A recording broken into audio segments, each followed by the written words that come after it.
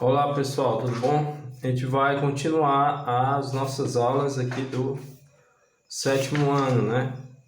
Que fala sobre a formação do povo brasileiro, né? A aula de hoje a gente vai dar continuidade ao assunto passado, né? Que fala sobre a formação do povo brasileiro, certo? Na aula passada a gente viu a composição da população brasileira, né? A constituição dela pelos indígenas, pelos imigrantes e pelos africanos, né? Então nós lemos esses quatro tópicos abordando a população e a formação do povo brasileiro, certo? Agora a gente vai para a diversidade étnico-cultural, né? Na página 496, a gente já vai ver a diversidade étnico-cultural, né? Para continuar o assunto aí que foi onde nós paramos, né? Hoje a gente vai dar continuidade às nossas aulas online, né? Então, da diversidade, ele fala o que realmente nós iniciamos no assunto, né? Que fala da questão da ocupação dos portugueses, né? Do século XV no século XVI, e essa miscigenação e essa formação da população brasileira, né? Que é a raça do Brasil, né? Que se formou exatamente por conta dessa composição do índio, né? Do português e dos imigrantes que aqui vieram trabalhar e desenvolver suas atividades, certo? Então, do século XVI, aqui na página 496, ele já traz uma tabela, né? Já traz uma tabela para a gente fazer uma análise, né? Então, uma análise do Brasil, população segundo a cor da pele e raça, né? Então, vamos dar uma lida já nos primeiros parágrafos para a gente poder entender já a diversidade étnico-cultural, né? Então, vamos lá. O território que hoje constitui o Brasil era ocupado por inúmeros povos indígenas, quando da chegada dos primeiros europeus no século XVI, né? Ou do século XV, certo? O contato e os conflitos entre portugueses e indígenas durante o processo de colonização e dominação desses territórios deram início ao processo de formação da população brasileira, né? Então, o texto fala também das primeiras atividades a ser desenvolvida quando os portugueses aqui chegaram, né? Que foi, no caso, a cana-de-açúcar e a pecuária, né? Que é a criação de animais. Ou seja, era necessário abater animais para alimentar os trabalhadores, né? Dentro desse processo de colonização. Então, a tabela, né? Vocês vão acompanhando aí, a tabela mostra do ano de 2010 a 2018, né? Da composição da cor branca, preta, amarela, parda, indígena e tem sem declaração, né? Então, são os dados que foram colocados, né? Feito o censo do IBGE para mostrar para vocês. Então, do ano de 2010 ao 2008 houve modificação, né? Principalmente na cor branca, né? Que ela era composta em 2010 por 47,73, né, o número de pessoas brancas, o percentual, né, em porcentagem para a pessoa branca, ele vai cair para 43,1, de 47 ele cai para 43, né?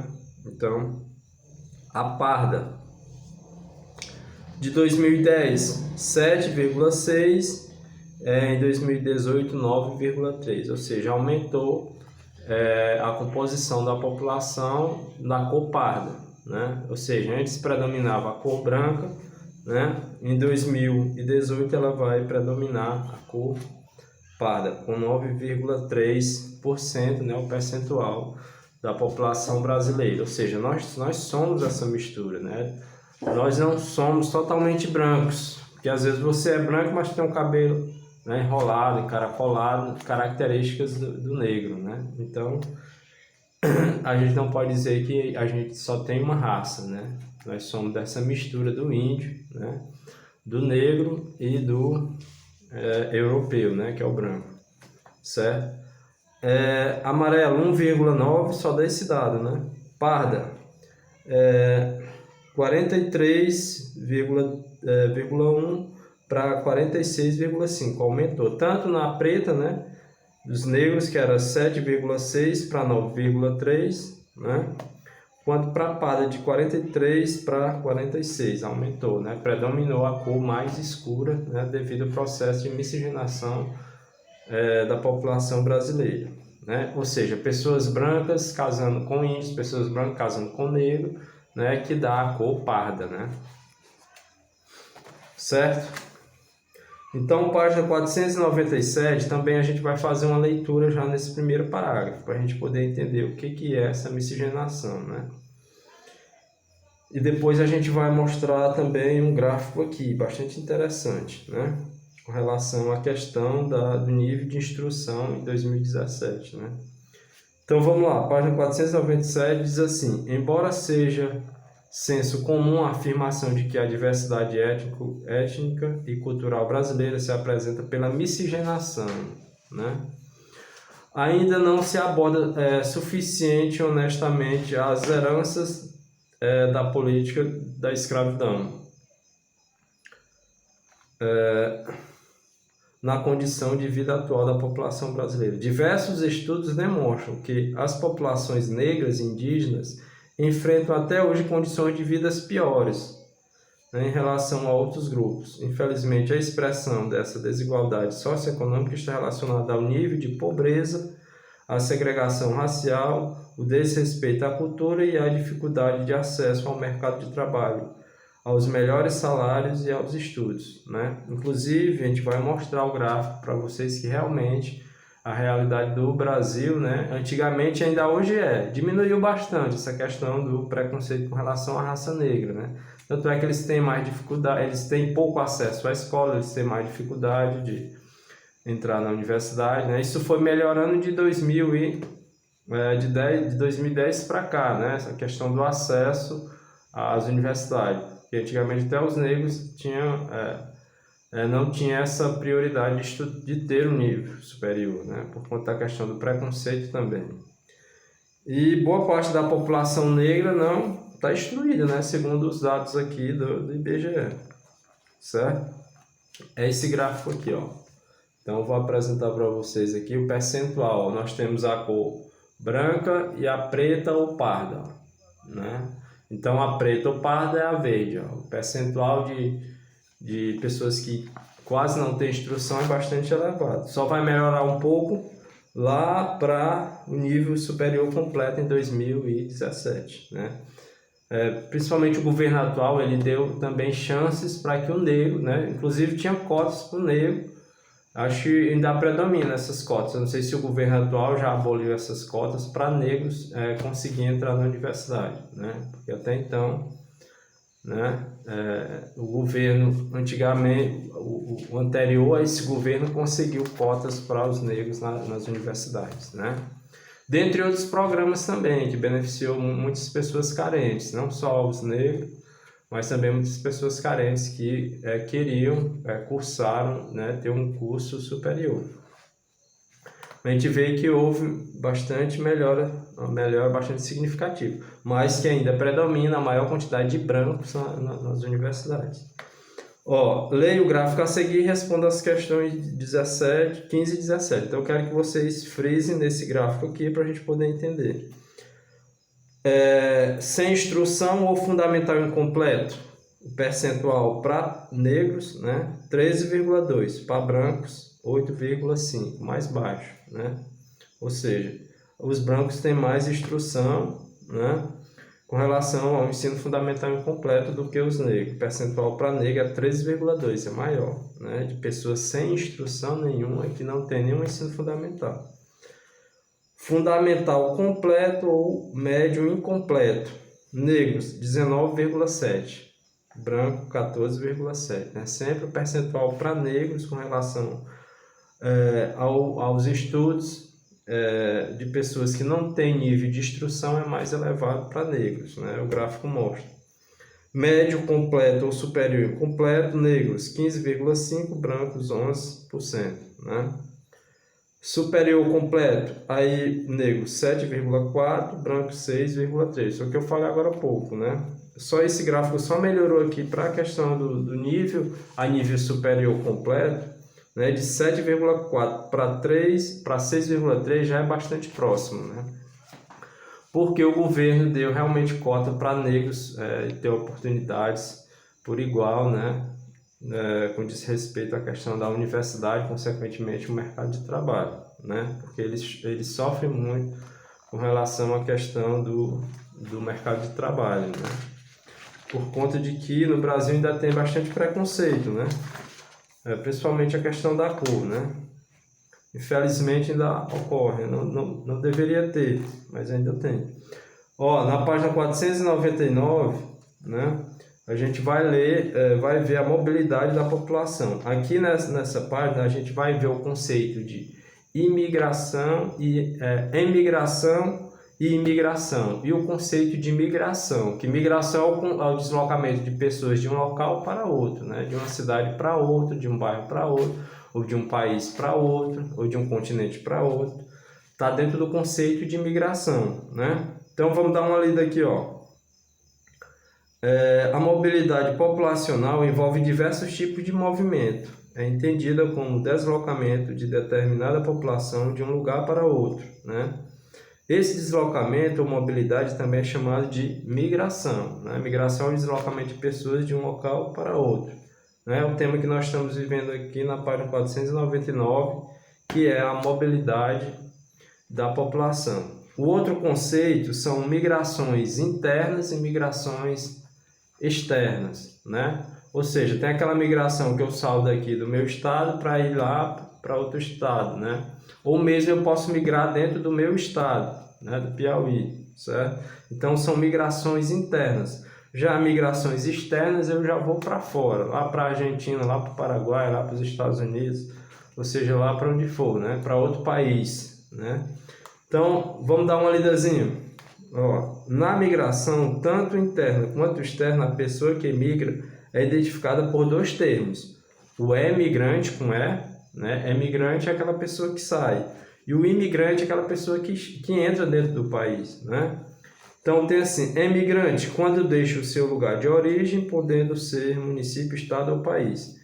O imigrante, quando chega ao deslocamento escolhido, podendo ser outro município, outro estado ou outro país, né? Então vai depender da situação. Ou é um município, né?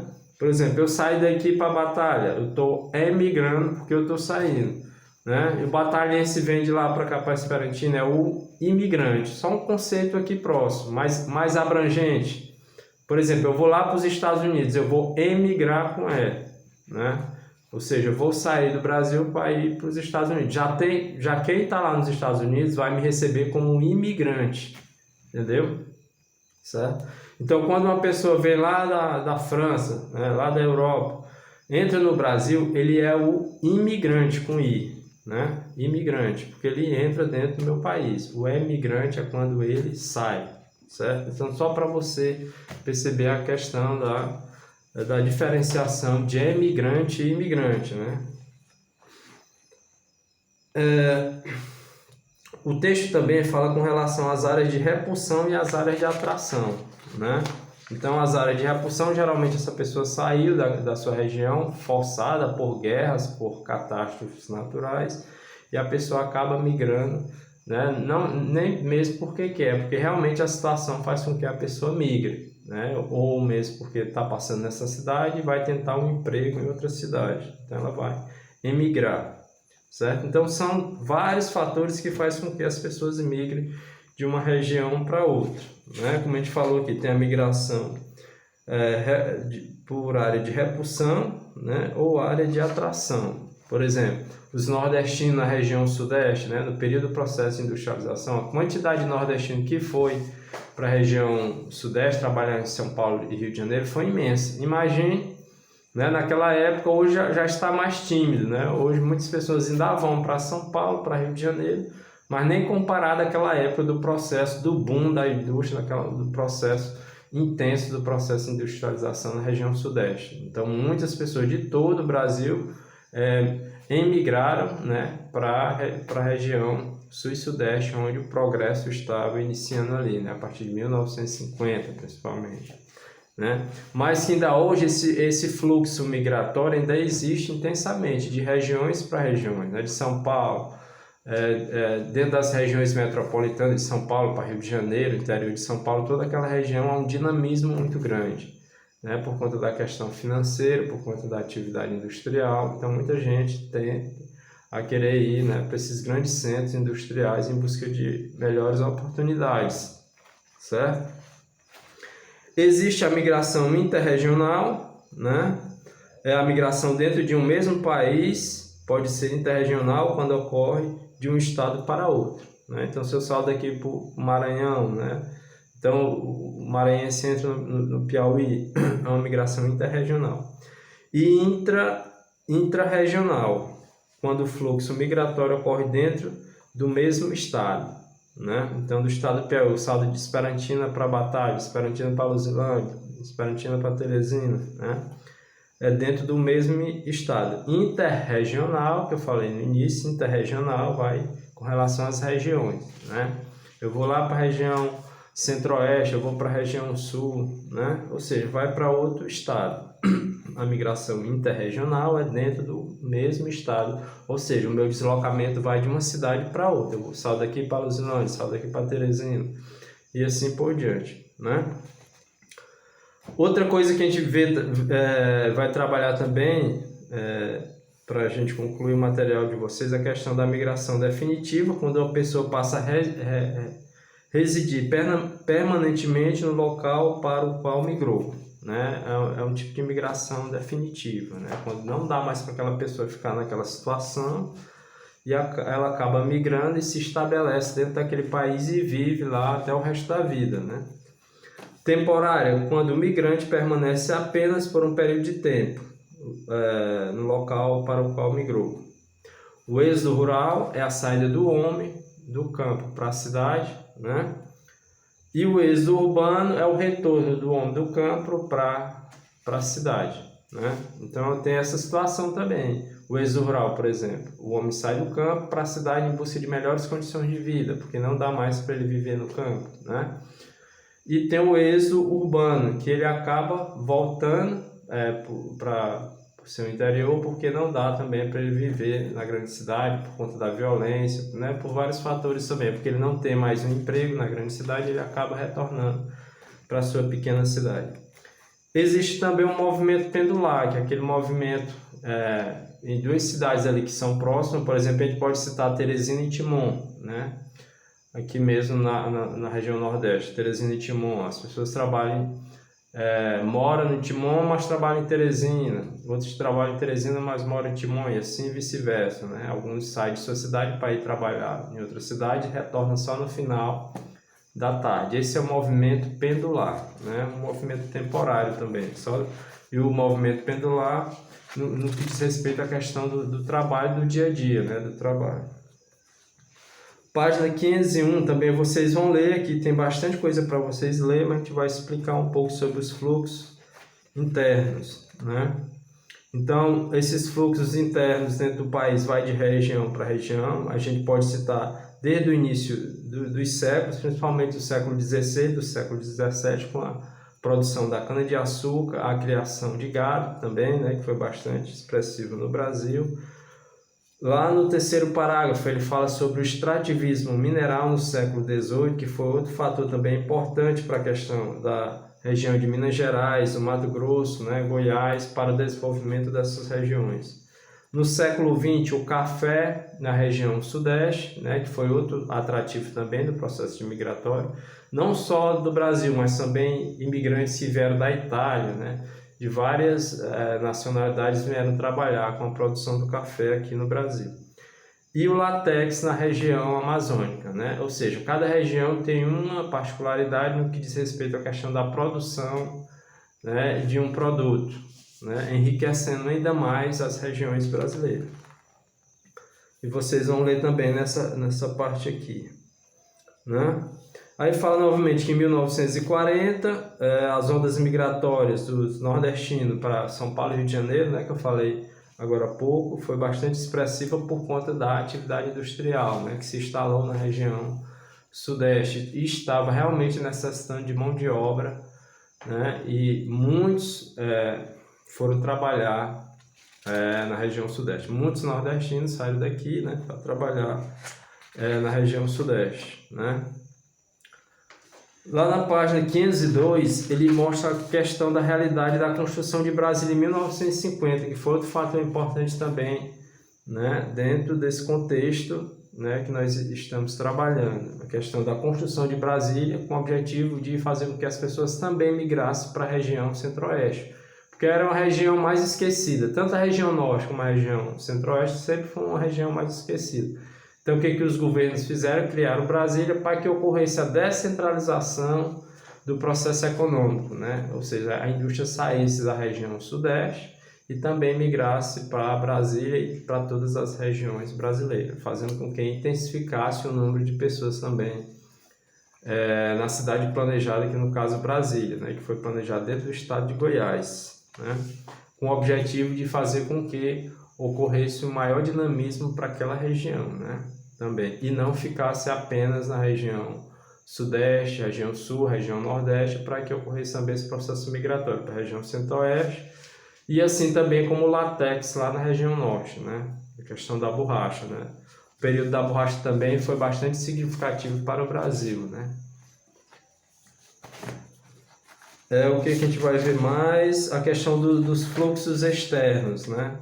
Então tem um gráfico aqui também, ó, né, mostrando os principais países de destino dos imigrantes brasileiros em 2015, né?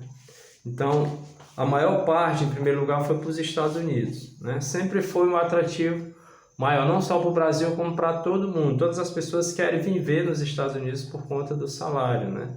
Da qualidade de vida.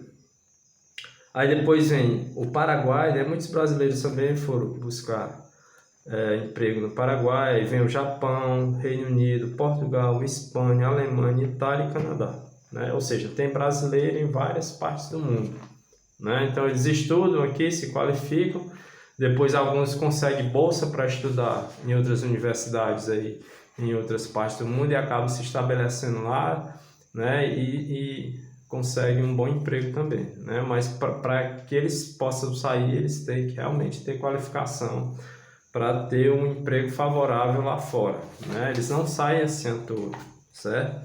Arriscando. Sempre, boa parte dos brasileiros que moram fora hoje, né, em Nova York, nas regiões mais desenvolvidas do mundo, é porque eles passaram pelo processo de ensino e aprendizagem, né? Por isso que é importante a gente estudar muito, né?